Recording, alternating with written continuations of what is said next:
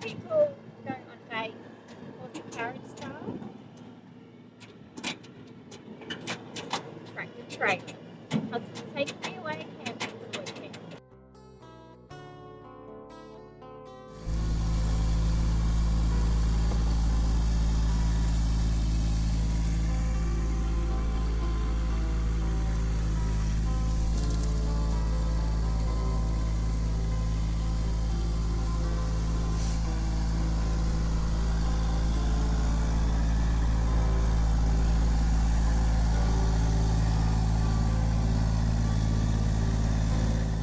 Hello, husband. What are you doing? I want a tour of your campsite. Alright. Alright, well, when the whole COVID thing kicked in, I guess I was working from home and my wife was working from home and the kids are all at home at school and everyone's getting a bit of cabin fever. Jet, He's, can you leave your stick alone for a minute? it's not a stick, it's an old kangaroo bone. Is it? He's loving it. That's gross. So what I did was on the weekends, probably over about 6 weeks, I came down here through all the stuff from renovating and pulling out the front yard. There was all these permapine posts and leftover tin, bits of wood and lots of pallets. So I built us a little campsite that we could come down to and out in the back paddock. I don't know if you want to pan around, Jess, and just... It's really nice down here. So, up there's the house. And then this is a winter creek that never really runs anymore because other properties have taken the water, except it did this year after Andy built his campsite. So for years it would get a bit mucky, but water would never flow. This year I had to bring the tractor down and actually dig out because everything under here just flooded. So you can kind of see where Andy's had to dig around the campsite. So it got pretty mucky down here. But yeah, so through winter there is a bit of a stream, so I've dug that out. Yeah. So Andy brought me down in the trailer on the back of the tractor Pop for that date video up. night. I will pop that video up. You can't hear me, but you know, some ladies get horse and carriage. I get Andy's tractor and the trailer. Nothing but the best for my wife. Tractor and trailer. So yeah, basically this is some old tin that was left over from the veranda we used to have where there's 2 bedrooms now. Permapine posts were from the old sort of driveway or the park area. The wood came out of the house when we tore down. Well, we didn't really tear it. Well, we did really. We tore down the hallway and rebuilt it. The floorboards are just pallet wood. There's probably about $130 worth of bugle screws in it. 120 mil. I do have some reclaimed tin up in the old menage that I want to put around, but for now I've just put camouflage tarp around it. Jasmine actually had an idea that she wanted to build a stool, and she built this one. It was her idea, and I liked it that much that I built 2 more as a couple of little steps and little seats for the kids so they can sit on around the campfire. The swag bed, I built that because I actually wanted the swag off the ground. You can have the bed this way, or you can have it long ways. Where'd you get the wood for that from? For the bed, Yeah. around the house, I bought the particle board stuff, all that stuff from Bunnings. Oh, that's what I picked up free today from Bunnings out in the car park. No, not that stuff, but No? no, you got more of an MDF thing. But yeah, clad all in old Hessian, well, new Hessian from Bunnings. So how much did that cost? 100? Yeah, something like that. I think it was Spotlight. I think all in for the whole build, I was $300. But I went excessively on the bugle screws at like I don't know, 112, 120 mil long. They're pretty long.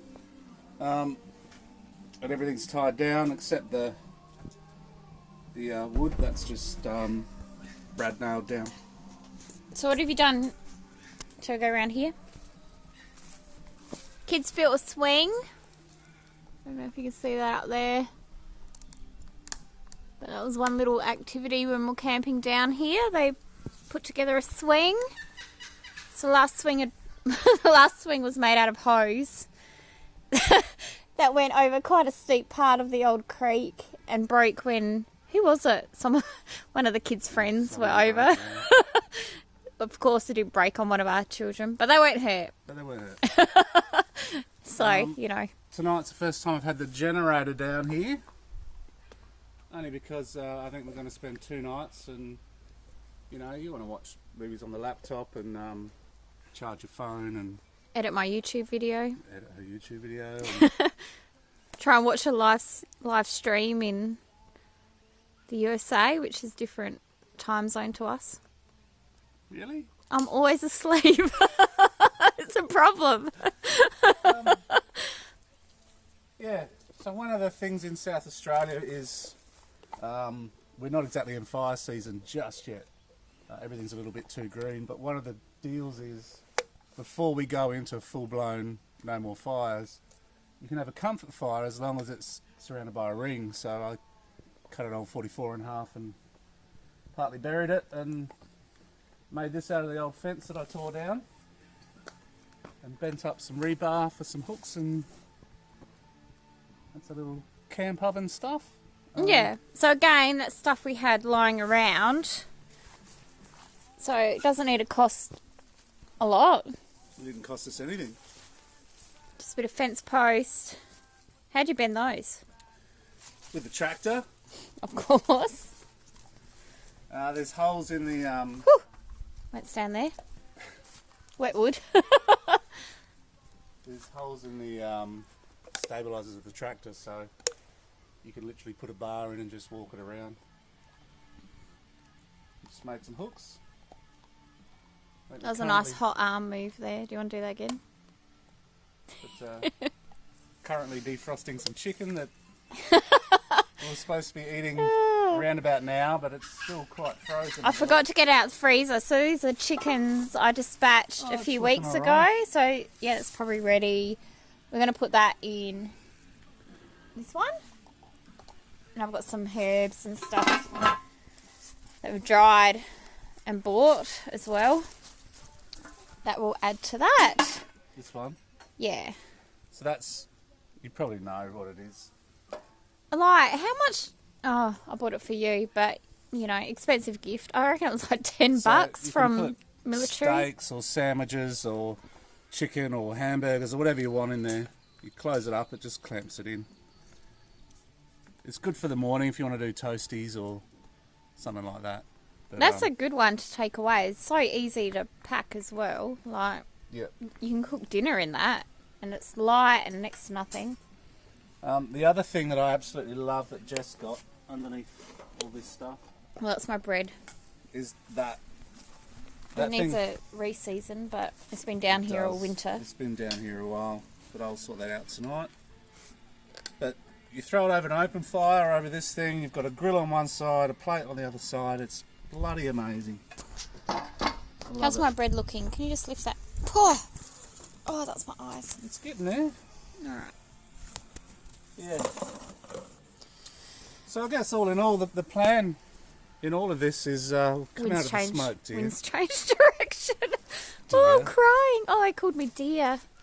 Oh, love. Romance I said tonight. Love, I said pet. It's all romance down at the campsite. Oh, nothing but the best. Ride in the trailer, connected to the tractor.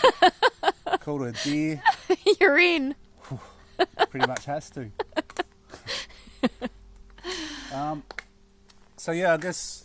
Jet. Loves a bit of kangaroo. I guess the So idea... what's the plan? We're going to build a drop loo? There's a Not in the creek bed. No, there's a drop toilet. Well, no, not a drop toilet. It's a composting toilet. The difference is a drop toilet's just a big hole in the ground, and you fill it up until it gets unbearable, and then you throw dirt on top of it, and you dig another hole and move your toilet.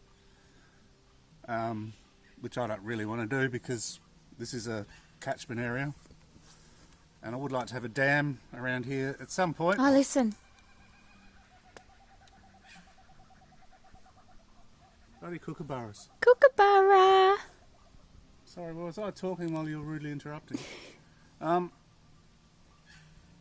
So yeah, so a composting toilet goes, drop a juice into a container, and then you cover it with ash and wood shavings or some kind of organic material, leaves. The idea is to fill it up with carbon, and that balances out the natural whatever. The bacteria breaks that all down.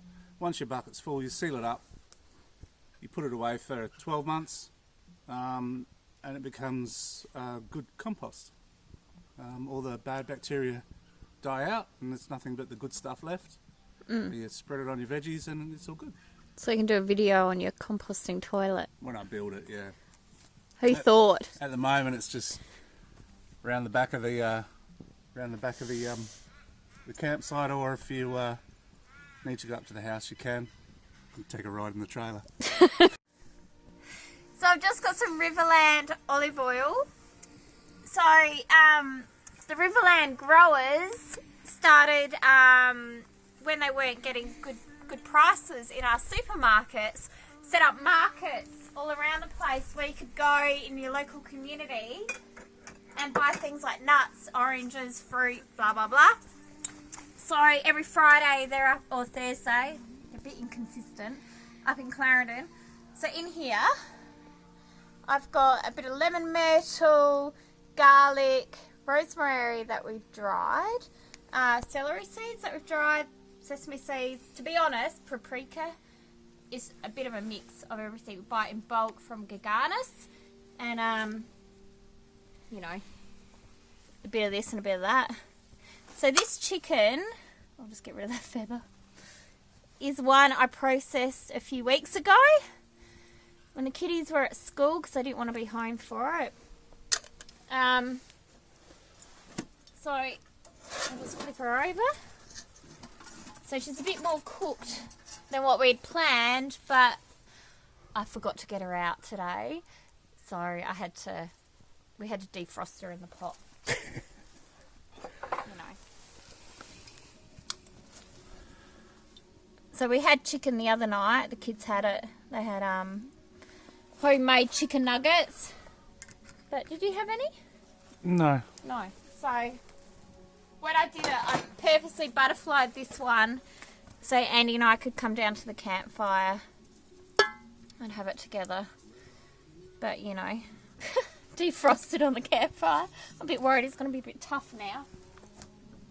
Alright, so oil so it doesn't stick to this page. We've never actually cooked chicken on the campfire. We've done our lamb. We've done our goats. Yeah, we've done goat goats. chops. Had a stew. Had a stew, not on this thing though. None of it's been on this. No, You I've did just toasted sandwiches and steaks. You did steaks from Kangarilla Abattoir. Alright, how are we putting it on? Husband. You're running the show, wife. I've had a beer now, I'm done. Alright. So if I were you, Put this thing on. I would put the grill on, take your bread off in the kettle. Let's just check my bread. I probably shouldn't. Hasn't done much. No bubbles. It has, it's come up. Look at my hands. Look at your hands. They're all nice and clean. What have you been doing? Alright. I'm just better at it.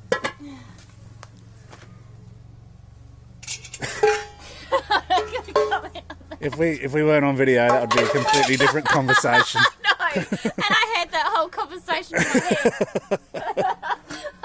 I was going through it. Alright, I'll take the camera, husband. Alright. Husband duty. Can you just lift that on? I really don't want to get burnt tonight. We don't have much water down here. Jet! That's my bread cooking pot. So, because we got all flame there... Oh, I just have to... Go away! And no! The meaty parts around this side. I'm just going to move that out the way. It's not a big bird. This wasn't the biggest we had. This is probably a medium-sized one. They weren't massive because I did them a bit earlier because of the foxes. But there you go. We'll let that cook. And eat at midnight. Plenty of beers though. Yay. Alright. Beer o'clock. Alright, husband. I think dinner's ready. So we've been cooking this on the grill. And then I've just hung it up to just finish off cooking. But I think it looks alright. Should I pick a bit off? Looks lovely. Oh yeah. Yeah. So it doesn't feel tough. I hope it's not tough. No, it looks good. But that was dinner. The bread will be ready at midnight. But potato, chicken, off farm. Can't go wrong. Date night. Time to serve up. Time to serve up. Alright. Dinner. Try a bit of that. Try. Yeah. Eat it. Oh. Oh. You gotta film me eating. It's a tiny bit tough. Is it? Mm. That is a thigh though. Mm. That was on the... It's good though. Like picky tough.